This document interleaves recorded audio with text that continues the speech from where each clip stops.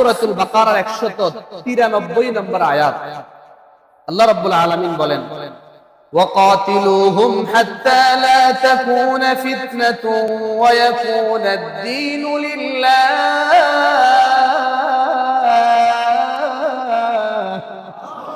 فإن انتهوا فلا عدوان إلا على الظالمين।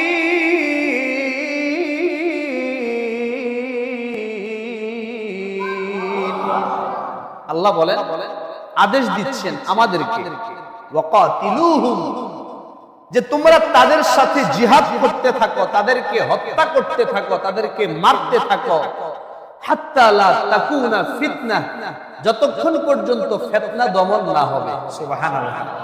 তার মানে দুনিয়াতে এখন সারা বিশ্বে মুসলমানদেরকে মেরে মেরে ফিতনা বিশৃঙ্খলা সৃষ্টি করে রাখছে এমন লোক আছে না নাই? ইহুদিরা ফিতনা সৃষ্টি করে রাখতেছে যুগের পর যুগ, ফিলিস্তিনিদেরকে মারতেছে। এর দ্বারা কি দুনিয়ার মধ্যে বিশৃঙ্খলা হয় না? আমাদের দিলের মধ্যে মায়া লাগে, ব্যথা লাগে যে আমার ভাইকে তো মারতেছে, আমার বোনকে মারতেছে। ফিলিস্তিনের মুসলমানদেরকে কিভাবে মারে একটা চিত্র সোশ্যাল মিডিয়াতে দেখলাম। বয়স্কা একজন মা, মহিলা, যার বয়স প্রায় 80 থেকে 90 এর উপরে হবে, এমন একজন মহিলাকে কারাগারে নেতানিয়াহুর ইহুদি বাহিনী শিকলবন্দি করে কারাগারের ভিতরে রেখেছে, আর তাদের প্রশিক্ষিত পাগলা কুকুর ছেড়ে দিয়েছে ওই মুসলমান মাকে কামড়িয়ে মেরে ফেলার জন্য। নাউজুবিল্লাহ। ভিডিওতে দেখলাম ওই কুকুর বৃদ্ধা মায়ের মুখের মধ্যে যায় আক্রমণ করলো। ওই মার শরীরে তো এমন শক্তি নেই যে এই শক্তিশালী কুকুরের বিরুদ্ধে সে লড়াই করবে, অসহায়ের মতো পড়েছিল। আর আমার আপনার সেই মায়ের মুখকে সে কামড়ে কামড়ে খেয়েছে, এবং ওই কামড়ের কারণে ওই মাকে পরবর্তীতে চিকিৎসার জন্য যখন নেওয়া হয়, নেওয়ার আগেই দুনিয়া ছেড়ে বিদায় নিয়েছেন। ইন্না লিল্লাহি। এই যে একটা পরিস্থিতি পৃথিবীর ইতিহাসে, পৃথিবীর মধ্যে সবচেয়ে বর্বরতা চালাচ্ছে এই ইহুদিরা ফিলিস্তিনি মুসলমানদের উপরে। এর দ্বারা তারা দুনিয়ার মধ্যে বিশৃঙ্খলা ছড়াইয়া ছিটাইয়া রাখছে। সুতরাং আল্লাহ এদের বিরুদ্ধে বলছেন, যারা এমন দুনিয়াতে বিশৃঙ্খলা ছড়াবে, যারা মুসলমানদেরকে অন্যায়ভাবে মারবে, আল্লাহ বলেন তোমরাও তাদেরকে মারতে থাকো যতক্ষণ না তাদের জুলুম বন্ধ না হবে। জোরে বলেন না আল্লাহু আকবার। আর একটু জোরে বলেন আল্লাহু আকবার। আচ্ছা, এখনই যে পরিস্থিতি, তাদের বিরুদ্ধে মুসলমানদের সজাগ হওয়ার দরকার আছে না? এই ইহুদিরা দিন দিন, প্রতিদিন, প্রতি মাসে, বছর, এমনকি যুগের পর যুগ, আমরা তো জানি না, মনে করছি যে এখন যুদ্ধ বন্ধ হয়ে গেছে। না, এখন খবর কম ছড়ানো হচ্ছে, এখনো তাদের নির্যাতন চলছে। প্রতিদিন তারা একটা গ্রাম করে, আধা গ্রাম করে, 2টা গ্রাম করে, তারা আস্তে আস্তে পুরা ফিলিস্তিনের জমিনকে দখল করার পায়তারা চালাচ্ছে। কিন্তু ইনশাআল্লাহ আমরা মুসলমানরা এতটুকু আশা করতে পারি যে আল্লাহ রাব্বুল আলামিন বাইতুল মুকাদ্দাসকে রক্ষা করেছেন। সুলতান সালাউদ্দিন আইয়ুবীর মাধ্যমে রক্ষা করে 750 বছর মুসলমানদের অধীনে ছিল। যেই বাইতুল মুকাদ্দাসে 2 লক্ষর উপরে 1.25 লক্ষ নবী রাসূল নামাজ পড়েছিলেন, আমার আপনার নবী ইমামতি করেছিলেন। ওই মুবারক বাইতুল মুকাদ্দাসকে আমার আল্লাহই হেফাজত করবেন। সুবহানাল্লাহ বলবেন না? আল্লাহ হেফাজত করার ক্ষমতা রাখেন কি রাখেন না? এই যে ইহুদিরা যারা আছে, এদেরকে যদি আমেরিকা প্রোটেকশন দেয়, আমেরিকা যদি অস্ত্র পাঠায়, রাশিয়াও যদি তাদের পক্ষে যায়, সারা পৃথিবীর বেঈমানগুলো যদি তাদের পক্ষে নেয়, ওই সমস্ত বাতিলদেরকে ধ্বংস করে দেওয়ার জন্য আমার আল্লাহ একাই যথেষ্ট। কথা ঠিক না বেঠি? আল্লাহর এমন ক্ষমতা আছে। সুতরাং আল্লাহ বলেন, ও মুসলমানেরা, যারা এরকম ফিতনা করবে, মুসলমানদেরকে মারবে, তোমরাও তাদেরকে মারো। এই যে মারার আর কাটার আদেশ দিয়েছেন কে? আল্লাহ।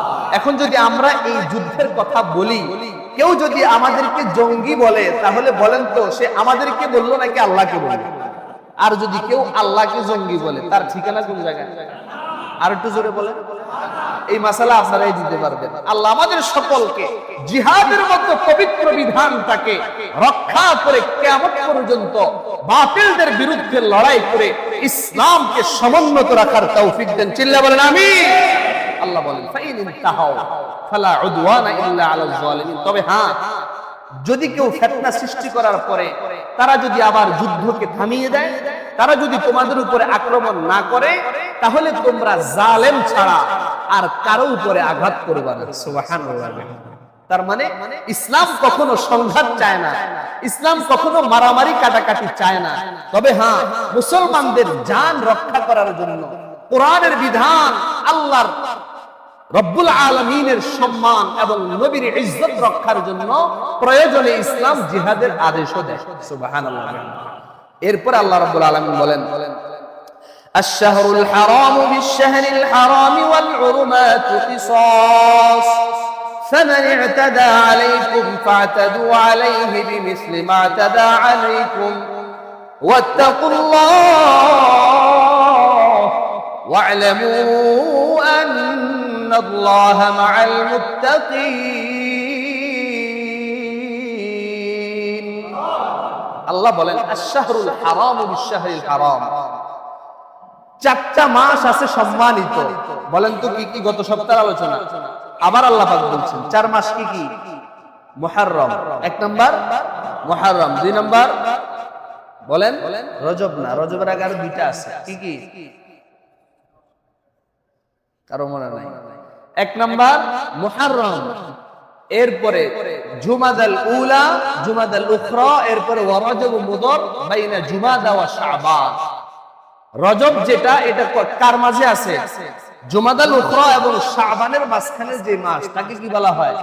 রজব মাস। এই 4টা মাসকে সম্মানিত করেছেন কে? আল্লাহ। এই 4 মাসের মধ্যে যুদ্ধ বিগ্রহ করা হারাম ছিল। এখন আল্লাহ পাক রব্বুল আলামিন আবার আয়াত নাজিল করলেন, যদি কেউ এই 4টা সম্মানিত মাসের মধ্যে যুদ্ধ করতে চায়, তোমরাও তাদের বিরুদ্ধে তখন যুদ্ধ শুরু করে দিবে। সুবহানাল্লাহ। ওয়াল হুরমাতু কিসাস, এবং পবিত্র মাসে যদি কেউ তোমাদেরকে মারে, তোমরাও তাদের থেকে তার প্রতিশোধ সেভাবেই নিবা। সুবহানাল্লাহ। আমি আল্লাহ অনুমতি দিয়ে দিলাম। ফামান ই'তাদা আলাইকুম, কেউ যদি তোমাদের উপরে সীমা লঙ্ঘন করে, জুলুম করে, ফা'তাদু আলাইহি বিমিসলি মা আ'তাদা আলাইকুম, তোমরাও তাদের থেকে সেভাবে প্রতিশোধ নিবা যেভাবে তারা তোমাদের থেকে প্রতিশোধ নেয়। ওয়াত্তাকুল্লাহ, আর এই ক্ষেত্রে ভয় করবা কাকে? ওয়া'লামু আন্নাল্লাহা মা'আল মুত্তাকিন। আর জেনে রাখো, নিশ্চয়ই আল্লাহ রাব্বুল আলামিন পরহেজগারদের সাথী থাকেন, মুত্তাকিদের সাথী থাকেন। সুবহানাল্লাহ। কিভাবে থাকেন? যারা আল্লাহর ভয় দিলের মধ্যে প্রবেশ করাবে, যাদের অন্তরে আল্লাহর ভয় থাকবে, তাদের ব্যাপারে আল্লাহ একটা পুরস্কারের ঘোষণা দিয়েছেন। শুনবেন তো ইনশাআল্লাহ?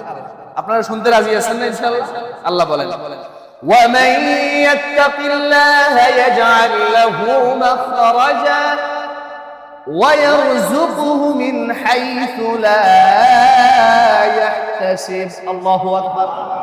আল্লাহ রাব্বুল আলামিন বলেন, যেই ব্যক্তির অন্তরের মধ্যে আল্লাহর ভয় থাকবে, যেই ব্যক্তি গুনাহ করার সময় আল্লাহর ভয়ে গুনাহ করবে না, যেই ব্যক্তি কোরআনের বিধান লঙ্ঘন করার ক্ষেত্রে আল্লাহর ভয়ে লঙ্ঘন করবে না, যেই ব্যক্তি হারাম কোন কাজ করার ক্ষেত্রে আল্লাহর ভয় দিলে নিয়া ওই হারাম কাজ করবে না, হালাল কাজ করবে, আল্লাহ রাব্বুল আলামিন বলেন, আমি আল্লাহ ওই ব্যক্তির জন্য রিজিকের সমস্ত দরজা খুলে দিব। সুবহানাল্লাহ। এবং আমি আল্লাহ তাকে এমন রিজিক দান করব যেটার কোনো হিসাব থাকবে না। আল্লাহু আকবার। তাহলে তাকওয়া এমন একটা দামি মেডিসিন, এমন একটা দামি ঔষধ, যে ঔষধটা গ্রহণ করলে পরে দুনিয়ার মধ্যে বিনা হিসাবে রিজিক আল্লাহই দান করবেন। সুবহানাল্লাহ। এইজন্য আমরা তাকওয়া অবলম্বন করতে রাজি আছি তো ইনশাআল্লাহ? কারা রাজি নাই একটু হাত তোলেন। রাজি নাই? এতগুলা মানুষ রাজি নাই। রাজি আছেন কারা? হাত তোলেন। নারায়ে তাকবীর, লিল্লাহি তাকবীর। আল্লাহ আমাদের সকলকে আল্লাহর ভয় দিলে নিয়ে যাবতীয় গুনাহ থেকে বাঁচার তৌফিক দেন। চিল্লায়ে বলেন আমিন। এরপর আল্লাহ বলেন সূরাতুল বাকারার 195 নম্বর আয়াত, وَأَنفِقُوا فِي سَبِيلِ اللَّهِ وَلَا تُلْقُوا بِأَيْدِيكُمْ إِلَى التَّهْلُكَةِ وَأَحْسِنُوا إِنَّ اللَّهَ يُحِبُّ الْمُحْسِنِينَ।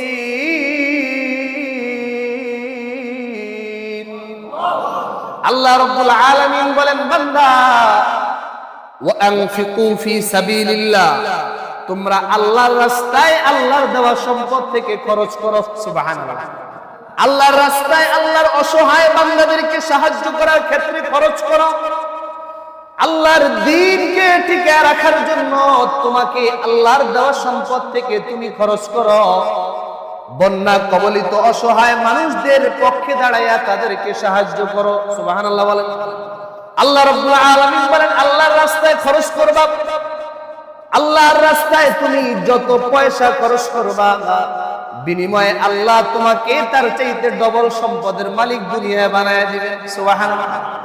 আর আখিরাতে তুমি যখন ইয়া নাফসি বলে দৌড়াবা, তুমি যখন একটা নেকির জন্য হায় আফসোস করে চিল্লাইতে থাকবা, কোনো নেকি পাইবা না। তোমার বাম পাশের পাল্লা যখন বদ আমলের পাল্লা ভারী হয়ে যাবে, মাত্র একটা নেকির জন্য তোমার নেক আমলের পাল্লাটা নিচু হয়ে যাবে। এমন সময় একটা নেকির জন্য তুমি দৌড়াইতে থাকবা পাগলের মতো। যেমন দুর্ভিক্ষে পড়লে 5 দিন 10 দিন খানা না পাইলে মানুষ যেমন পাগলের মতো দৌড়াইতে থাকে এক ফোঁটা পানির জন্য, খাবারের জন্য, কিয়ামতের ময়দানে একটা নেকির জন্য বান্দা এমন দৌড়াতে থাকবে। ওই সময় আল্লাহ রাব্বুল আলামিন হঠাৎ করে তোমার সামনে অনেকগুলো নেকি নিয়ে আসবেন। তুমি আল্লাহরে প্রশ্ন করবা, আল্লাহ দুনিয়ায় তো আমি এত আমল করতে পারি নাই, আমার তো এত নেকি হওয়ার কথা না, কোন জায়গা থেকে আপনি আমারে এত নেকি দান করলেন?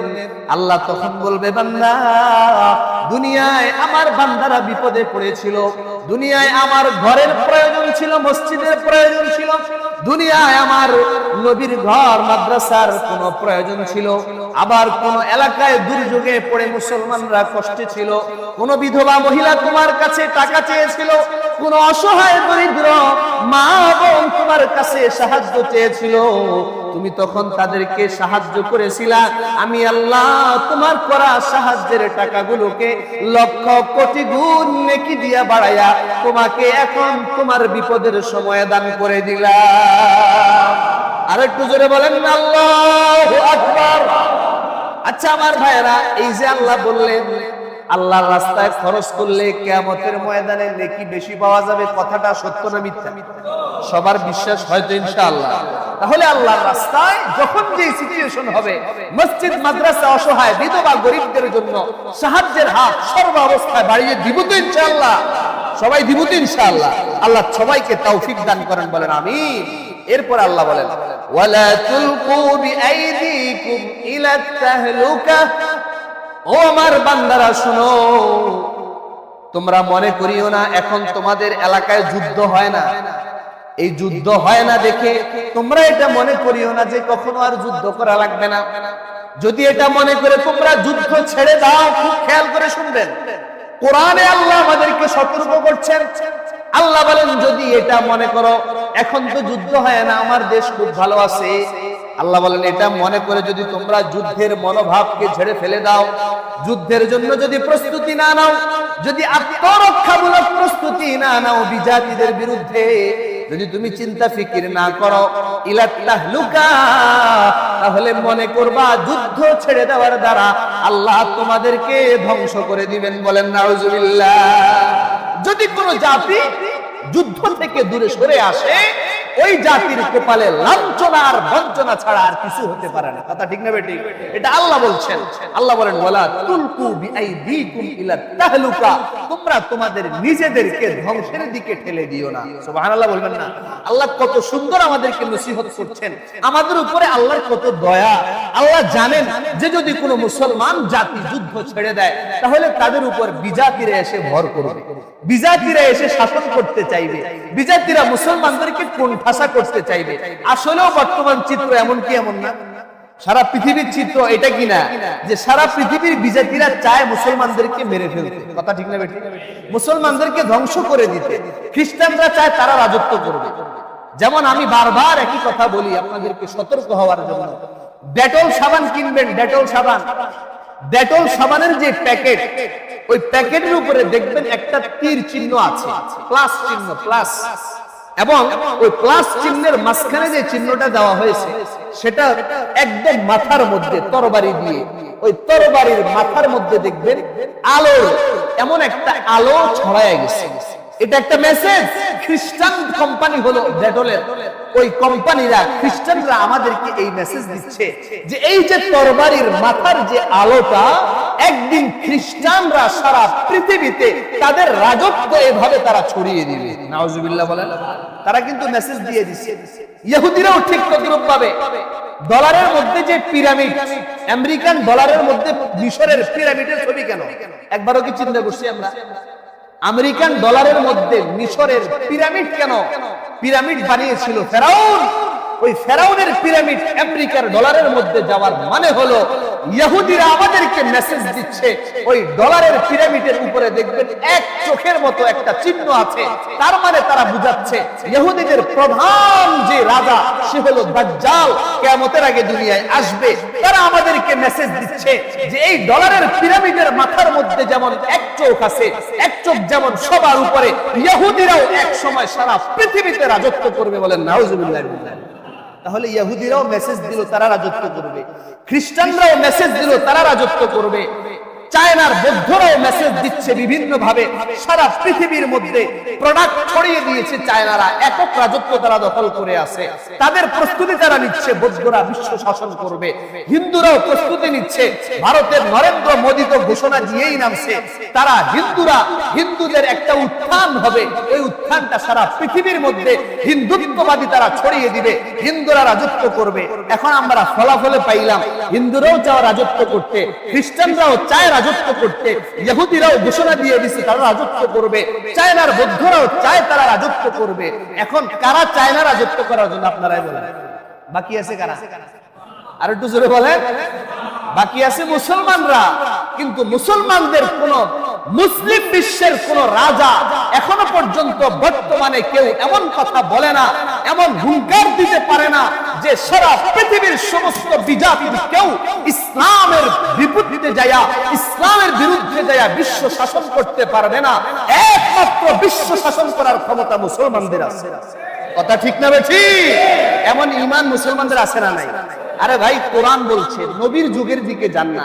হযরতে যায়েদ বিন সাবিত রাদিয়াল্লাহু তাআলা আনহু একবার একটা যুদ্ধে কাফেরদের সংখ্যা ছিল মাত্র 60 জন। কয়জন? 60 জন। 50 এর পরে যে 60, সেটা এই 60 জন সংখ্যা কাফের আসছে যুদ্ধ করার জন্য। নবীজি সাহাবীদেরকে বললেন, ও আমার সাহাবীরা, তোমরা কয়জনে মিলে মোকাবেলা করতে পারবা এই 60 জনের? হযরতে যায়েদ বিন সাবিত রাদিয়াল্লাহু তাআলা আনহু দাঁড়ায় বলেন, ইয়া রাসূলুল্লাহ, আমি একাই যথেষ্ট। আর একটু আস্তে কোন সুবহানাল্লাহ। এখন নবীজি প্রশ্ন করলেন, তুমি একা 60 জনের বিরুদ্ধে কেমনে পারবা? কই, ইয়া রাসূলুল্লাহ, আপনি তো বলছেন, আল্লাহও তো বলছে যাদের অন্তরে ঈমান আছে তারা জীবিত, আর যাদের অন্তরে ঈমান নাই তারা হলো মৃত। আমি যায়েদের অন্তরে আল্লাহ এবং আল্লাহর রাসূলের ঈমান আছে, সুতরাং আমি যায়েদ জীবিত। আর ওই যে 60টা কাফের আছে, এদের একটার দিলেও ঈমান নাই, তারা সবাই মৃত। আর শুধু 60 জন না, 60,000 মৃতের বিরুদ্ধে একজন জীবিতই যথেষ্ট। সুবহানাল্লাহ, জোরে বলেন না। এটা ছিল সাহাবীদের ঈমান, যার কারণে 313 জন 1000-এর বিরুদ্ধে বিজয় লাভ করেছে। মতার প্রান্তরে 3000 সাহাবী 3 লক্ষ কাফেরের বিরুদ্ধে বিজয় লাভ করেছে। আল্লাহু আকবার। এটা সাহাবীদের ঈমান। আমাদেরও এমন ঈমান তৈরি করতে হবে। রাজি আছেন তো ইনশাআল্লাহ? হিম্মত বল মুখে রাখতে হবে। আরে ভাই, যে কোনো মুহূর্তে তো মৃত্যু হয়ে যেতে পারে, কোনো গ্যারান্টি নাই। তো সব সময় একটা তামান্না, একটা আশা দিলের মধ্যে রাখতে হবে যে আমি আমার আল্লাহর রাস্তায় কাফেরদের বিরুদ্ধে যুদ্ধ করে শহীদের মৃত্যু অর্জন করতে চাই। রাজি আছেন না ইনশাআল্লাহ? আচ্ছা, এই আশাটা আমরা কারা কারা রাখতে রাজি আছি? হাত তোলেন। নারায়ে তাকবীর, লিল্লাহি তাকবীর। আল্লাহ আমাদের সকলকে ইসলামের পক্ষে থেকে ঈমানি পাওয়ার নিয়ে সারা পৃথিবীর সমস্ত বাতিলের বিরুদ্ধে ঈমানের পাওয়ার নিয়ে লড়াই করার তৌফিক দেন। চিল্লা বলেন আমিন। এরপরে আল্লাহ বলেন, যদি তোমরা এমন ঈমান রাখতে পারো তাহলে আমি আল্লাহর সাহায্য তোমাদের জন্য অনেক সহজ হয়ে যাবে। সুবহানাল্লাহ। একদম তাজা টাটকা উদাহরণ আমি আপনাদেরকে দিব, যেহেতু হাত তুলে ওয়াদা করছেন, আরেকটু উৎসাহিত করার জন্য টাটকা একটা উদাহরণ, তাজা, বেশি দিন হয় নাই। আফগানিস্তানের মধ্যে গণতন্ত্র এখন চলছে নাকি খেলাফত চলছে? যারা জানেন বলেন, গণতন্ত্র না খেলাফত? ইসলামী খেলাফত। আফগানিস্তানের মধ্যে পুরা কোরআন অনুযায়ী এখন শাসন চলছে, আলহামদুলিল্লাহ বলেন। কোরআনের বিধানই আফগানিস্তানের রাষ্ট্রীয় বিধান, সুবহানাল্লাহ। ওখানে এখন কোন সুর বাটপার পাওয়া যায় না। তাদের ক্ষমতার শুরুতে আফগানিস্তানের তালেবানরা রাশিয়া সোভিয়েত ইউনিয়নের বিরুদ্ধে 20 বছর টানা যুদ্ধ করেছে, সুবহানাল্লাহ বলেন। রাশিয়ার আগের নাম ছিল সোভিয়েত ইউনিয়ন। সোভিয়েত ইউনিয়ন অনেক বিশাল রাষ্ট্র ছিল, সারা পৃথিবীর সবচেয়ে বড় ছিল জায়গা। ওই সোভিয়েত ইউনিয়নকে ধ্বংস করে দিয়েছে, টুকরো টুকরো করে দিয়েছে একমাত্র তালেবানরা, বলেন আল্লাহু আকবার। বেশি না, সংখ্যা বেশি না, অল্প কয়েকজন। তাদের মুখে চাপ দাড়ি, রাসূলের সুন্নাত বাবরি চুল, সব সময় পকেটে মেসওয়াক, পকেটের মধ্যে তাসবিহ, হাতে তাসবির দানা, সুবহানাল্লাহ আলহামদুলিল্লাহ চলতে থাকে। বুখারী শরীফের দরজ দেন এমন বড় বড় আলেমরা কাফেরদের বিরুদ্ধে যখন অস্ত্র হাতে তুলে নিয়েছে, সোভিয়েত ইউনিয়ন ভেঙে খান হয়ে গিয়েছে, রাশিয়ার কাফেরগুলো পালাইতে বাধ্য হয়েছে, বলেন আল্লাহু আকবার। এরপরে আসলো আমেরিকা। রাশিয়া যখন ভেঙে গেল, এবার আমেরিকা বলে আমরা চেষ্টা করি, আমরা তো এখন পৃথিবীর সুপার পাওয়ার। তালেবানদের উপর আক্রমণ করা শুরু করলো আমেরিকা। আমেরিকা আক্রমণ করতে করতে করতে করতে পাকিস্তানকে ব্যবহার করলো, ইন্ডিয়াকে ব্যবহার করলো, আশপাশের রাষ্ট্র ব্যবহার করে তালেবানদের সবচেয়ে বড় নেতা ওসামা বিন লাদেন সাহেবকে রহমতুল্লাহি আলাইহি উনাকে শহীদ করে দিয়েছে পাকিস্তানের অ্যাবোটাবাদ ভবনের মধ্যে রেখে। কিন্তু তালেবানদেরকে সরাসরি সাহায্য করেছেন আমার আল্লাহ। তালেবান মানে হলো ছাত্র, তার মানে তারা কোরআন এবং হাদিসের ছাত্র, সুবহানাল্লাহ। তালেবান মানে হলো কিসের ছাত্র? কোরআন আর হাদিসের ছাত্র। এই তালেবানদেরকে আল্লাহ যখন সাহায্য করেছেন, ওসামা বিন লাদেন রাহমাতুল্লাহি আলাইহি ইন্তেকালের 5-7 বছরের মাথায় আমেরিকা চোরের মতো রাতের অন্ধকারে পালাতে বাধ্য হয়েছে, বলেন আল্লাহু আকবার। এই সাহায্য করেছেন কে? আল্লাহ। এই মাত্র কয়েকজন তালেবান, কয়েকজন আল্লাহর রাস্তার মুজাহিদ, যারা সাহাবাদের মতো ঈমান নিয়ে যুদ্ধ করা শুরু করে দিয়েছেন, তাদেরকে সরাসরি আসমান থেকে ফেরেশতার মাধ্যমে বদরের মতো সাহায্য করেছেন আল্লাহ, সুবহানাল্লাহ। সাহায্য যখন করেছে, আমেরিকার নেটো বাহিনী রাতের অন্ধকারে তাদের লক্ষ কোটি টাকার সম্পদ আফগানিস্তানে ফেলে রেখে পালাইতে বাধ্য হয়েছে, সুবহানাল্লাহ। এরপরে ইসলামী খেলাফত আফগানিস্তানে চলছে, 2 বছর পূর্ণ হয়ে গিয়েছে। আল্লাহ রাব্বুল আলামিন বর্তমানে সারা পৃথিবীর কেউ তাদেরকে 2 বছরে সাহায্য করে নাই।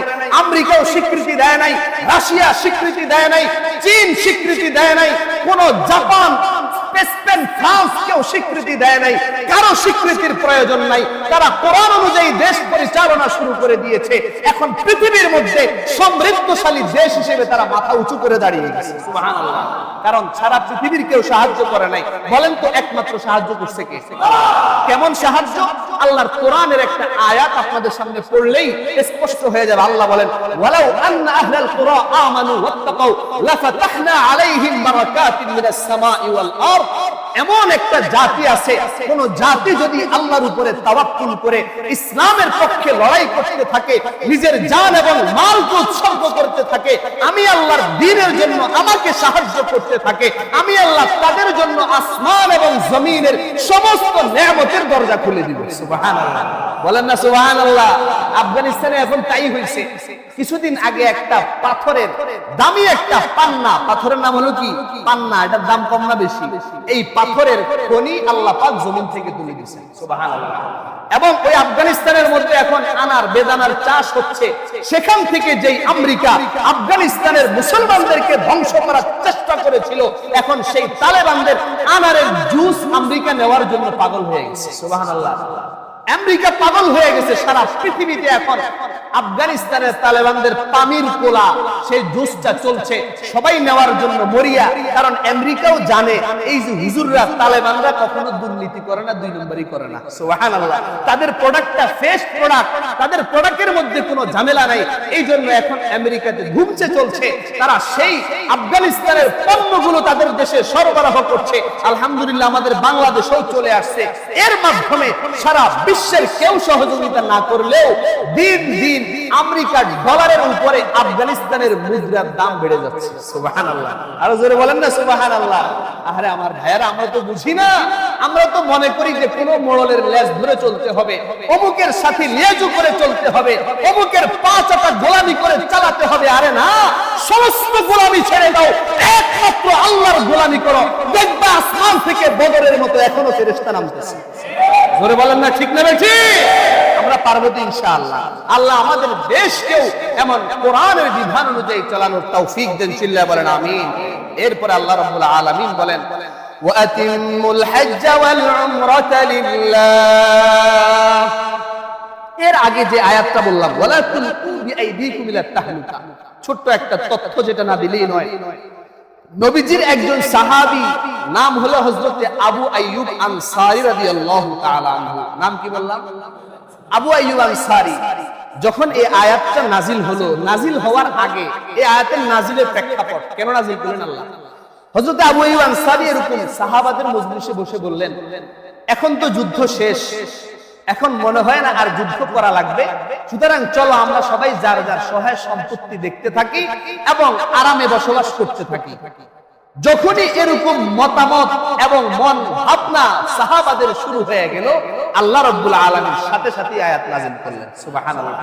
আল্লাহ নাযিল করে বললেন ওয়ালা তুলকু বিআইদিকুম ইলা তাহলুকা, খবরদার যুদ্ধ ছেড়ে দিয়ে নিজেদেরকে ধ্বংস করে দিও না। সুবহানাল্লাহ। তার মানে যুদ্ধ ছাড়া যাবে না। এই জন্যই এই আয়াত নাজিলের পরে হযরত আবু আইয়ুব আনসারী রাদিয়াল্লাহু তাআলা আনহু মৃত্যুর আগ পর্যন্ত তিনি যুদ্ধ চালায় গেছেন। সুবহানাল্লাহ। এবং পরিশেষে যুদ্ধ করতে করতে, মদিনা থেকে যুদ্ধ চালাইতে চালাইতে, বিজয় অর্জন করতে করতে তুরস্কের ইস্তাম্বুলে এসে তিনি শাহাদাত বরণ করেন। সুবহানাল্লাহ। তুরস্কের কোন জায়গায়? ইস্তাম্বুল শহরে আইসা তিনি শাহাদাত বরণ করেন। ওই যুদ্ধে তিনি শহীদ হয়ে যান। ওই সাহাবাদের যুদ্ধের বদৌলতে আল্লাহ পাক তুরস্কের মধ্যেও ইসলাম কায়েম করে দিয়েছেন। সুবহানাল্লাহ। ওসমানী খেলাফত 650 বছর পর্যন্ত চলছে। সুবহানাল্লাহ বলেন। ওসমানী খেলাফত মুসলমানদের একটা ঐতিহাসিক একটা খেলাফতের নাম হলো উসমানী খেলাফত, যেটা 1924 সাল পর্যন্ত তুরস্কের মধ্যে ছিল এবং অনেক কিলোমিটার জায়গা নিয়ে সারা পৃথিবীর মক্কা মদিনা পর্যন্ত তুরস্ক শাসন করেছে। সুবহানাল্লাহ বলেন। তুরস্কের আমলে বহু মসজিদ হয়েছে, তুরস্কের আমলে ঐতিহাসিক স্থাপনাগুলো তৈরি হয়েছে। সারা পৃথিবীর বেঈমানগুলো তুরস্কের বাহিনীকে ভয় পাইত। সুবহানাল্লাহ বলেন। উসমানীয় বাহিনীর নাম শুনলে সবাই থরথর করে কাঁপত। এর মধ্যেও ইসলাম কায়েম হয়েছে সাহাবাদের কুরবানির বদৌলতে। সুবহানাল্লাহ বলেন। এই জন্য আমরা যদি সাহাবাদের পথে হাঁটি, ইনশাআল্লাহ দেখবেন আল্লাহ রাব্বুল আলামিন আমাদেরকেও চূড়ান্ত বিজয় দান করবে। সকলে বলি আমিন। এরপরে ওয়াতিমুল হজ্জ ওয়াল উমরাতা লিল্লাহ, হজের আলোচনা আল্লাহ পাক শুরু করবেন। কিভাবে হজ করতে হবে, কিভাবে হজের বিষয়গুলো আদায় করতে হবে, কেউ যদি হজের মধ্যে ইহরাম করে তওয়াফ পর্যন্ত না যেতে পারে তার কি বিধান, বিস্তারিত হজ সম্পর্কে আল্লাহ পাক আলোচনা করবেন। আমরা যারা এখনো হজ করতে পারি নাই, সবাই রাজি আছেন ইনশাআল্লাহ হজ করার জন্য? সবার দিলে আশা আছে না যে আল্লাহ আমাদেরকে জীবনের আগে একবার হলেও হজ করার তৌফিক দেন? বলেন আমিন।